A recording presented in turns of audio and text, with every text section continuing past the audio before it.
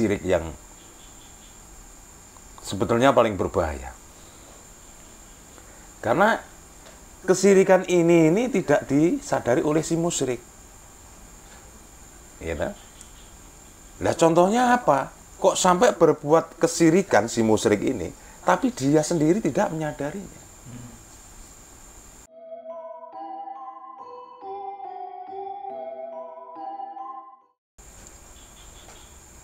Mo, apa perbedaannya musyrik dan syirik ya, Mo? Musyrik dan syirik itu banyak yang menyamakan, ya mirip-mirip lah artinya. Karena musyrik dan syirik itu kan satu kesatuan yang ada di dalam perbuatan manusia. Nah, arti syirik itu kan menyekutukan. Jadi kalau syirik kepada Allah itu artinya menyekutukan Allah, menyekutukan Tuhan, itu arti syirik. Nah, syirik itu kan dari syarika atau serikat. Ya, maka ada kekuatan-kekuatan yang lain yang dimaksud selain kekuatan Tuhan. Artinya syirik itu adalah sebuah perbuatan atau kategori perbuatan yang dimiliki oleh manusia. Nah, ini syirik. Nah, kemudian yang melakukan kesyirikan. Nah, yang melakukan kesyirikan inilah yang namanya musyrik. Jadi musyrik itu manusianya, kalau syirik itu perbuatannya. Perbuatan yang mengandungi persekutuan tadi atau menyekutukan Allah tadi. Jadi harus tahu bedanya. Sama dengan wirid dan zikir. Ya kan, kalau wirid itu kan kata atau kalimat yang diambil dari ayat-ayat suci Al-Quran. Nah, kemudian zikrullah.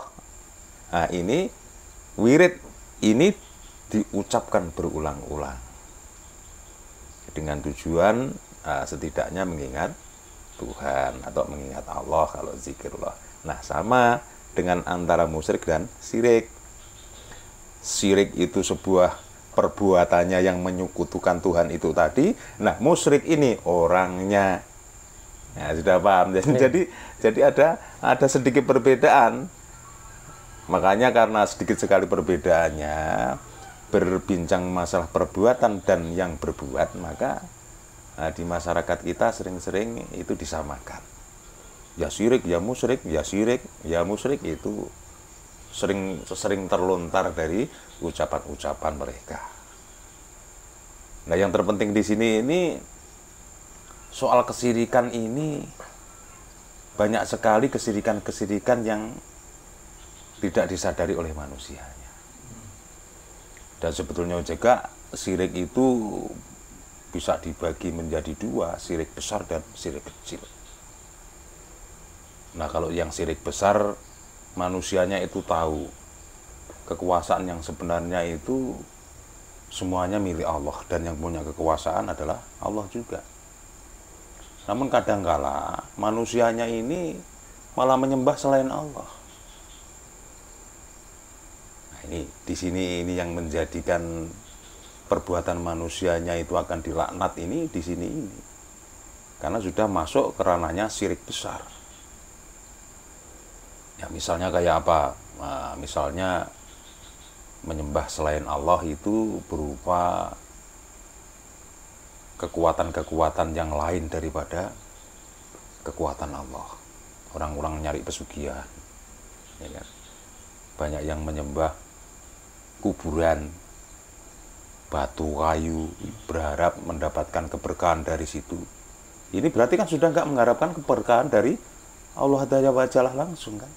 Nah, di sini ini ciri-ciri syirik besar. Nah, kemudian syirik kecil. Ini agak nyentrik ini nanti.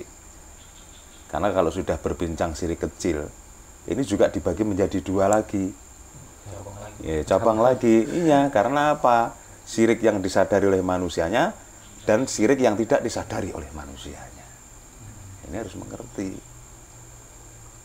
Nah, oleh karena yang namanya syirik itu menyekutukan Tuhan atau menyembah selain Allah.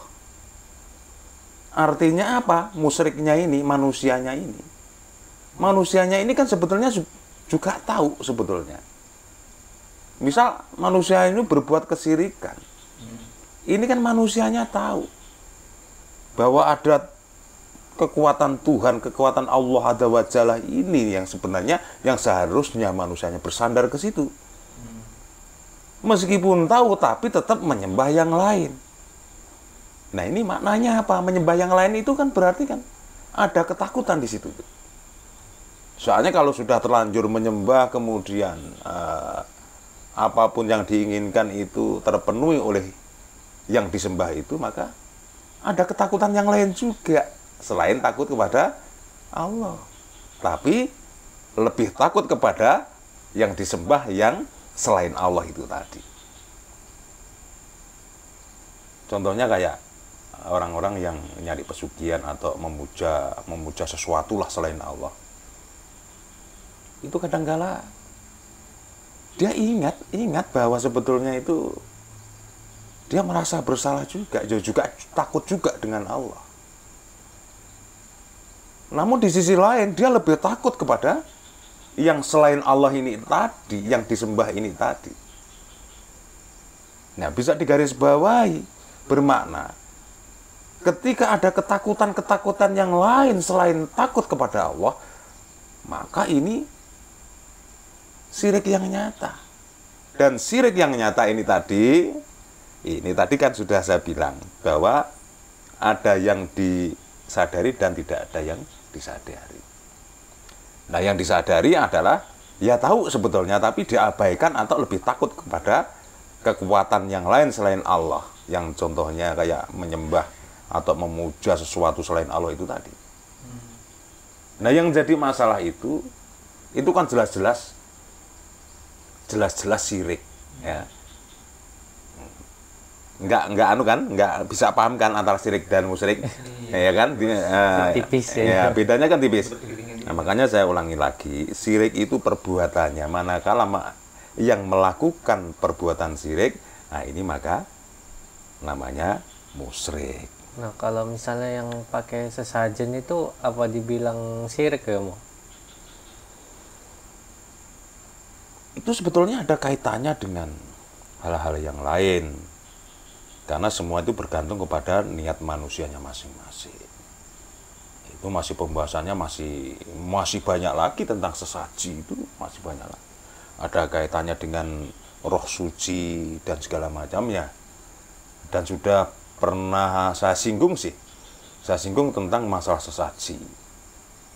Sesaji itu kan bisa berupa persembahan untuk pemujaan sesuatu, sesaji bisa untuk mengenang diri kita ini, mengenang untuk orang tua kita atau leluhur kita yang sudah tidak ada. Nah, ini hukumnya kan sudah masing-masing.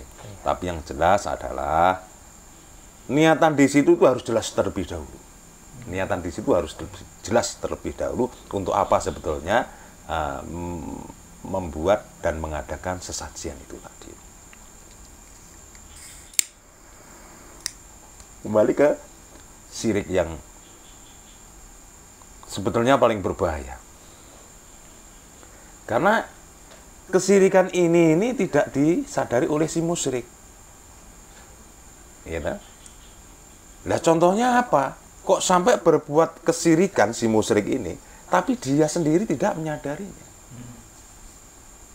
Yang saya bincangkan yang di depan ini, itu tadi bahwa yang melakukan kesyirikan ini si musyrik. Nah, si musyrik ini tidak menyadari kalau dia telah berbuat syirik yang tidak dirasakan atau syirik yang tidak disadari. Sumbernya dari mana? Karena menyekutukan Tuhan. Berarti ada kekuatan selain kekuatan Tuhan. Nah, kemudian si musyrik ini menyembah kekuatan yang punya kekuatan selain kekuatan Tuhan inilah. Pada akhirnya ada sejenis kemusyrikan atau kesyirikan yang tidak dirasa atau tidak disadarinya. Kalau menyembah artinya kan juga akan ada ketakutan. Iya. Nah, di sini ini kata kuncinya di sini nih. Berarti kalau dia menyembah, nah ini kan ada ketakutan, ada ketaatan di sana juga. Misal orang nyari pesugihan, kalau nggak taat sama yang ngasih kaya kan? Kalau nggak takut sama yang ngasih kaya kan? Nah ini kan nggak akan jadi kaya. Oh nggak taat kok. Lah sedangkan ketaatannya itu tidak ke Tuhan atau ke Allah Azza wa Jalla, malah taat dan takutnya kepada makhluk selain Allah.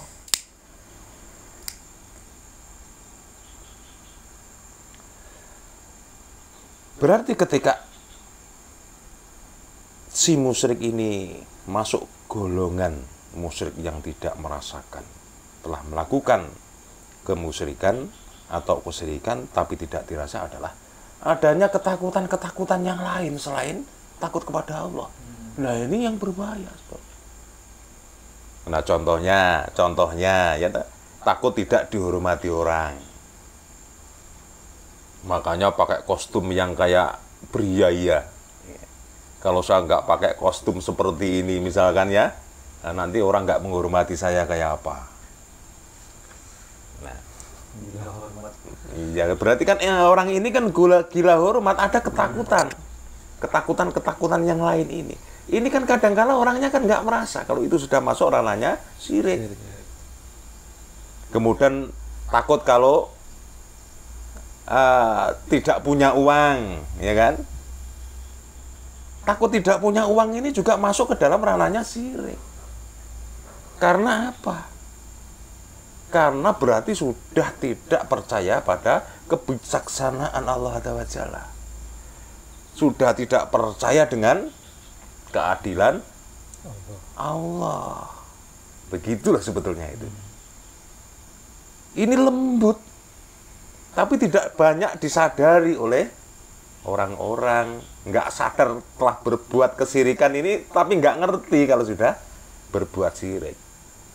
Takut sama istrinya. Nah ini ini termasuk syirik itu. Berarti kan ada ketakutan selain takut kepada Allah. Takut pada hantu, takut hilang jabatan. Iya kan? Yang menduakan. Iya. Takut miskin. Makanya sebetulnya pada dasarnya punya ketakutan selain takut kepada Allah itu sudah masuk ranahnya syirik. Nah, yang melakukan kesyirikan ini adalah musyrik, tapi mereka tidak menyadarinya atau tidak merasakannya. Ini yang paling bahaya. Ya, ini bisa dicerna, bisa diterima akal atau logika yang sehat apa enggak? Bisa. Nah, contohnya saya ulangi lagi bahwa ketika kita itu enggak yakin kalau besok enggak akan dapat rezeki, artinya besok sudah enggak bisa makan dan segala macamnya lah. Nah, berarti Tuhan itu sangat tanggung jawab dengan semua makhluknya. Jangankan kok yang masih waras-waras kayak begini. Lah yang orang gila aja diatur sedemikian rupa. Besok makan apa, yang akan dialaminya apa, ini sudah diatur semua.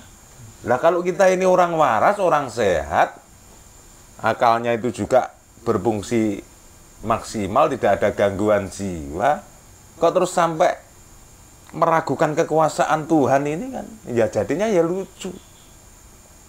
Namun demikian banyak yang masih punya rasa atau telah masuk golongan syirik yang tidak dirasa itu tadi. Nah, ini sekali lagi itulah yang paling bahaya. Nah, jelas saya ulangi lagi bahwa ada ketakutan yang lain selain takut kepada Allah itu sudah masuk ranahnya syirik. Nah, ini perlu dicerna, diingat-ingat. Generasi muda itu seperti itu. Jadi ini, kan lagi rame nih masalah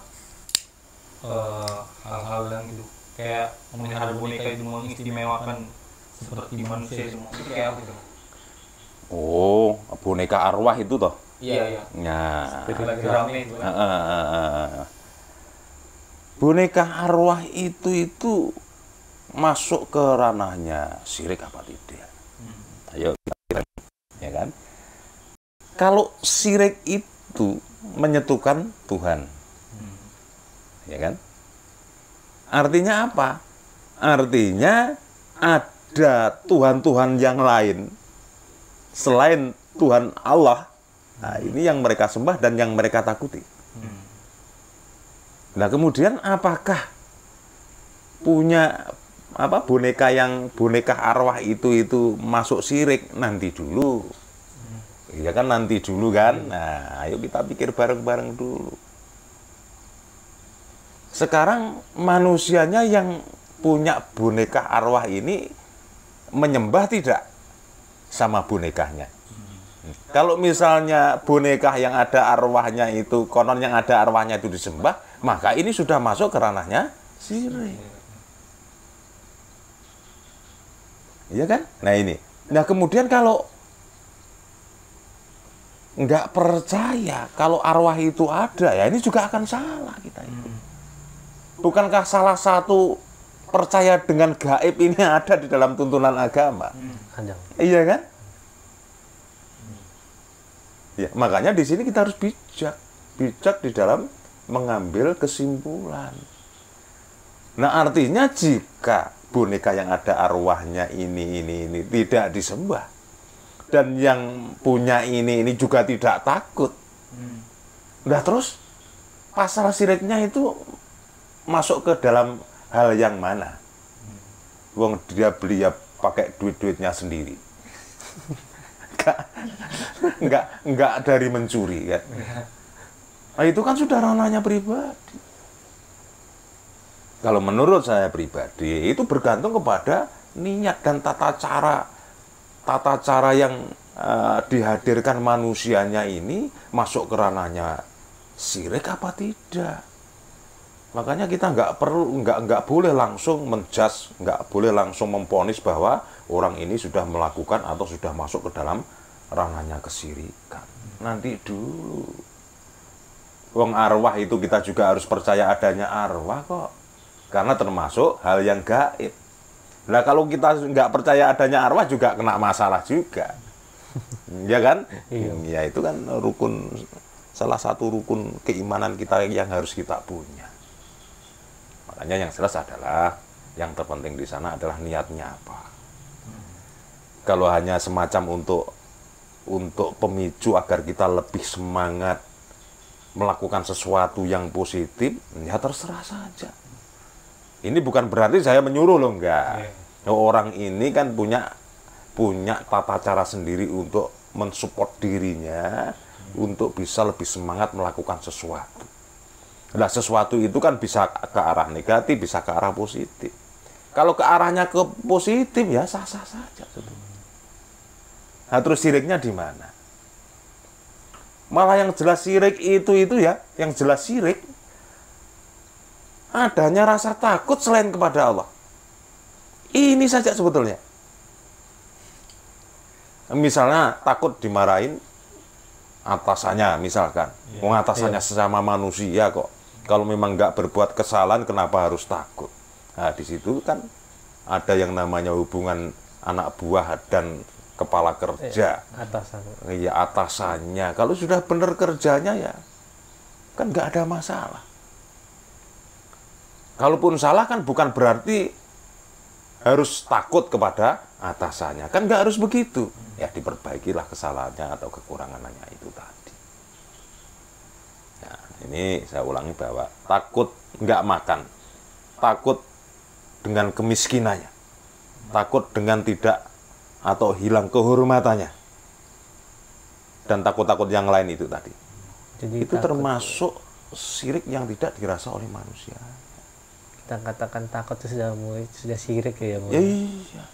Takut kepada hantu. Iya syirik. Bukankah manusia lebih sempurna dari hantu? Kok malah takut? Takut dengan jin. Nah, apakah jin itu lebih sempurna dari manusia? Tidak. Ya salah, ya syirik itu.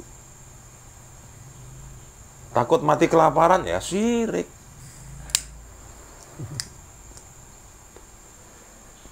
Ini pengertian yang harus mengikutkan akal sehat kita untuk mencernanya. Takut diputusin cewek. Nah ini misalkan ya kan.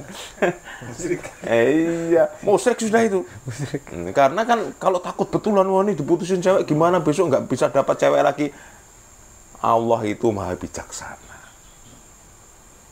Ya mungkin diputusin ada yang lain. Iya kan? Pepatah kuno dulu katanya bunga tidak sekuntum. Nah ini berarti ada kuntum-kuntum yang lain yang akan disediakan sebagai jodoh yang masih muda kayak begini. Nah kira-kira apa yang mau ditanyakan? Yang berkenaan syirik dan musyrik, jangan yang lain. Nanti tanya yang lain. Yang lain ya diperbincangan yang lain nanti kita bincangkan. Biar meskipun sedikit-sedikit satu demi satu paham. Ya kan? Banyak yang dibincangkan tapi banyak yang tidak paham. Ya akhirnya ya percuma kita ngobrol-ngobrol kayak seperti ini. Itu yang penting meskipun sedikit demi sedikit tapi bisa memahaminya dengan baik, kemudian bisa menjalankannya juga dengan baik juga. Ayo sambil ngopi-ngopi dulu, sambil ngopi dulu. Ya,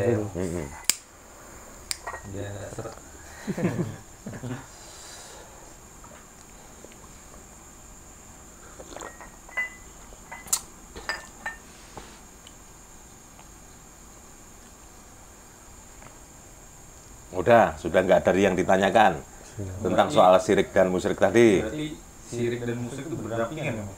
Iya, syirik perbuatannya, musyrik itu yang berbuat.